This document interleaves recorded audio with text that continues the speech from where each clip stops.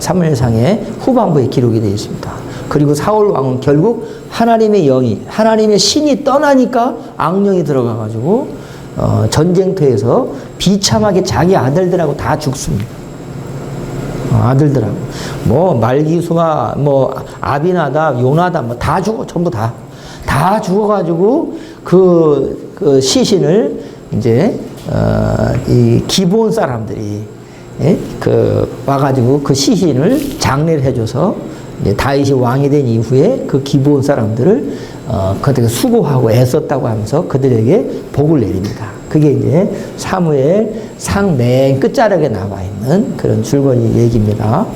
그걸 잘 살펴보면서 우리가 이제 보면 되죠. 그러니까 1장서부터 이제 쭉 살펴보면 처음 1장에 한나라고 하는 엘가나 남편의 어떤 부인으로 이제 그 자식이 없어가지고 본 남편이 다른 이제 몸종이라 그래야 되나 둘째 부인한테 이렇게 자식을 낳아가지고 한나가 계속 업신여김을 당하는 이야기가 나오죠.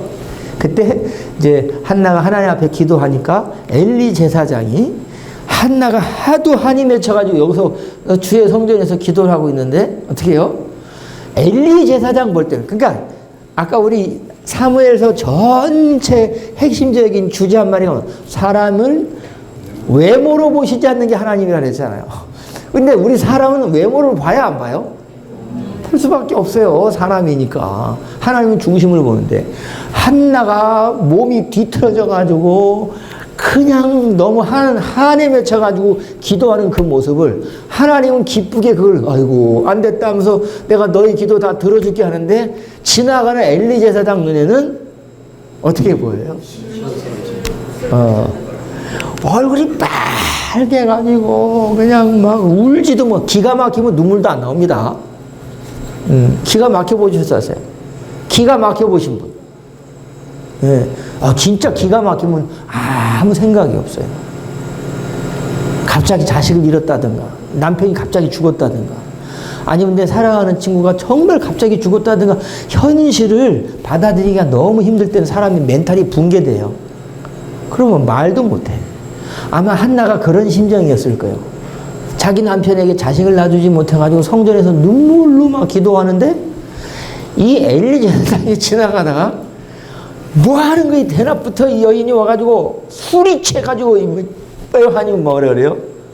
한나가 주의 종은 저기 어디서 온 사람이었는데 제 남편은 누구고요? 하면서 제가 자식이 없어가지고 너무 무시당해가지고 한 맺혀가지고 지금 하나님께 말문이 막혀가지고 기도하다가 얼굴이 빨개진 겁니다. 이런 애절한 기도를 하나님이 왜 외면하시겠어요? 그러니까 엘리 제사장이 복 받아라.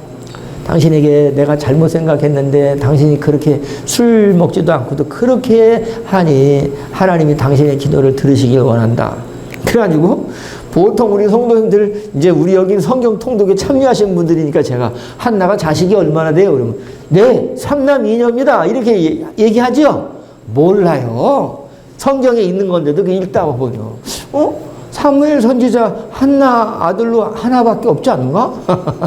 근데 하나님이 한나에게 기도할 때면 나에게 이 자식을 주신다고 하면 내가 하나님께 드리겠습니다라고 서원을 해요. 나시린으로 드리겠다는 거예요. 그래갖고 젖된 아이를 줄 때 얼마나 괴롭겠습니까? 성도님들. 예? 자식을 금이야 오기야 젖을 먹여가지고 젖대자마자 젖대는 게 돌이죠? 돌. 또 겨우 걸어가는 엄마 할 만한 요런 사무엘이 요만할 때 엘리 제사장에게 가가지고 그 아이를 평생 하나님께 바친다고 드린 거예요.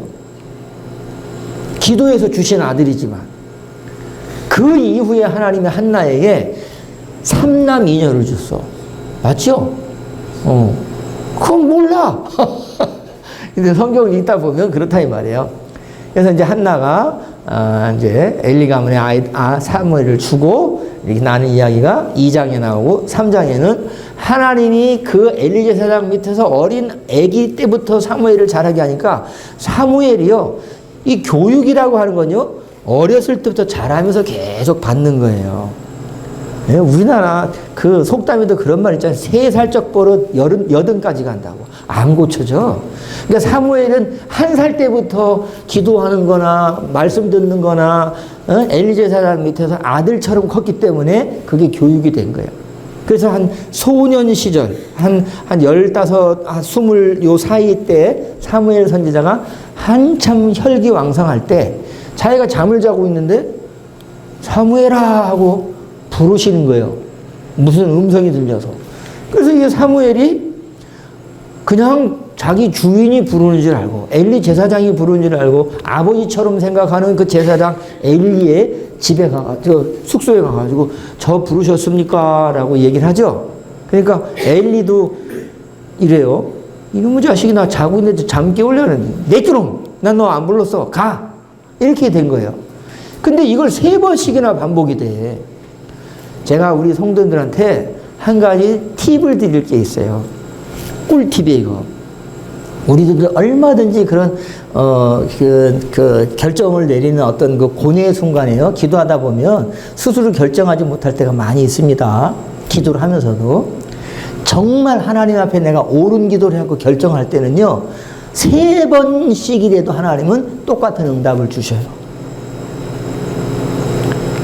한번 내가 얘기한 이게 하나님 뜻이다 착각하면 안 돼요. 잘못된 기도일 수도 있어요. 우리가 기도할 때 그걸 인정을 해야 돼요. 아, 내가 잘못했구나, 내가 실수했구나. 사무엘 선지자가 3번씩이나 하나님이 부르시는 음성을 들을 때 사무엘은 그냥 엘리가 부른 줄 알고 갔어요. 그때 이제 엘리가 얘기합니다. 뒤늦게 또 자기 엄마 술 취한 거 잘못 본 것처럼, 외모를 본 것처럼, 야, 너 내 3번이나 나한테 이렇게 너 안 불렀는데 왔다 하는 거 보니까 이거 필시 너는 하나님이 부르시는 것 같았다. 너 집에 네 방에 가고 잘 때 다시 그런 음성이 들리면 이렇게 대답해라. 주의 종이 여기 있나이다. 제가 듣겠사오니 말씀하시옵소서. 그러면 하나님이 너에게 말씀하실 거다. 진짜로 사무엘에게 그렇게 얘기하시면서 하나님이 사무엘에게 뭐라고 하냐면, 네가 주인으로 섬기는 엘리 제사장과 그 가문의 모든 것은 하나님 내 앞에 불순하고 오만방자했기 때문에 그 가문을 멸족시킨다 그랬어요. 그러니까 깨고 난 다음에 어떻게 해요? 엘리 제사장이요, 그걸 추궁해서 묻습니다. 그래, 하나님을 만났냐 어쨌냐 하면서 막 물어보죠. 근데 사무엘이 그 얘기 들은 걸 어떻게 벌벌벌벌 떨려서 할 수 있겠습니까? 그 얘기를 못하지. 그때 엘리 제사장이 사무엘에게 너 이실직고 안 하면 너 혼난다. 내가 하나님께 너 벌받게 한다. 막 이렇게 막 협박하듯이 얘기하니까 사무엘 선지자가 그날 밤에 4번째로 나타나셔 하나님 나에게 말씀하시기를 제사장의 가문을 끊으시고 자식들을 다 죽이시겠다고 말씀하셨는데요. 그때 엘리 제사장이 그걸 깨닫습니다. 자식 교육을 잘못해가지고 이 언약궤를 잃어버리고 이 홈리와 비누, 엘리 제사장의 아들인 홈리와 비느하스가 블레셋과의 전쟁에 함부로 손도 대지 못하는 언약궤를 앞세워가지고 전쟁터에 나갔다가 전쟁에서 대패해요. 거기서 둘 다 죽어요. 홈리와 비느하스가.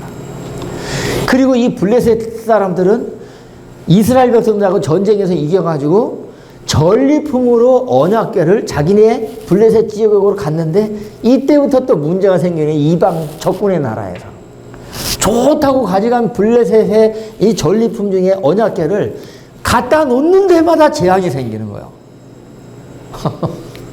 네? 블레셋 사람들이 제일 신유단인들이 모시는 다곤 신이라고 하는 신전에 문지방을 열고 그 안에다가 언약궤를 딱 놔뒀어요. 이건 전리품이야. 근데 아침에 일어나 보니까 다곤 신상에 팔이 하나 부러졌어. 그래서 이 사람들이 놀래가지고 블레셋 사람들이 이게 무슨 일이냐. 다시 팔을 붙여가지고 땜빵을 해놓던지 뭐 해놨는데 그 다음날 아침 보니까 목도 부러지고 몸통까지 다 엎어졌어. 아수도 사람들이 겁이 벌벌 막 혼비백산한 거예요. 그래서 블레셋 지방에 5개의 고을로 다 보냈는데도 가는 데마다 블레셋 전역에 재앙이 임하니까 이 블레셋 사람들이 마음으로는 항복을 한 거예요. 우리가 이스라엘 사람들이, 저놈들이 믿는 신을 우리가 데려다 나가고 이 재앙이 임하는가 보다 하는데, 거기에 제사장들, 높은 지도자들은 그래도 체면이 있어서요, 이거는 이스라엘 신 때문에 생긴 일이 아니다라고 애써서 그걸 자기들을 스스로 변론하려고 하죠. 그래가지고 언약궤를 다시 귀환시키는데요, 젖된 소, 금방 암송아지가 새끼 송아지를 딱 낳았을 때 암송아지가 새끼를 얼마나 귀히 여기겠습니까? 그렇죠? 근데 그 암송아지를 여기 딱 이렇게 놔두고요, 그 송아지를 갖다가 새끼 송아지를 여기다 놔두고 암송아지에다 수레에다가 언약궤를 얹어서 딱 가면 소가 절대로 안 가겠죠, 새끼 때문에. 그런데 이 블레셋 사람들이 이게 만약에 이래도 이게 간다면 이건 말이 안 되는 거다, 이게 그냥 우리가 돌려주는 거다라는 생각을 하고서 했는데, 이 소가요 울면서 자기 새끼 쳐다보지도 않고 이스라엘 쪽을 향해서 그냥 가는 거예요. 베슬레헴에서 향해 가지고 혼비백산하죠, 다들. 그 이야기가 6장, 7장 이렇게 나와요. 그래서 이스라엘 백성들이 그 전쟁에서 지고 난 다음에 사무엘 선지자가 이제 엘리 제사장이 이제 죽게 되는 어떤 그런 과정을 겪어가지고 사무엘이 이스라엘 백성들을 지도하게 되는 그때 왕을 요구해요. 왕 세워달라. 그러니까 안 하죠. 처음에는 안 하는데 하도 끊임없이 이렇게 데모하듯이 기도하니까 그들의 요구를 사무엘도 어쩔 수 없이 하나님이 말씀하시니까 들어줘요. 그래서 사울과 사무엘 선지자의 만남이 이루어지면서 사울이 기름 부음을 받습니다. 그게 이제 사울이 이제 왕으로서 되는 어떤 그런 이야기가 이제 펼쳐지는 거죠. 11장에 가면 사울이 사무엘 선지자에게 기름 부음을 받아가지고 왕이 됐지만 사람들이요 인정을 안 합니다. 12지파의 그 장로들이나 유력한 지파에서요, 베냐민 지파에서 나온 이 사울이 사무엘 선지자가 기름을 부었고 왕으로 세워놨다 하더라도 혁혁한 공로가 없다 보니까요 인정을 안 해. 너무 소소해. 그때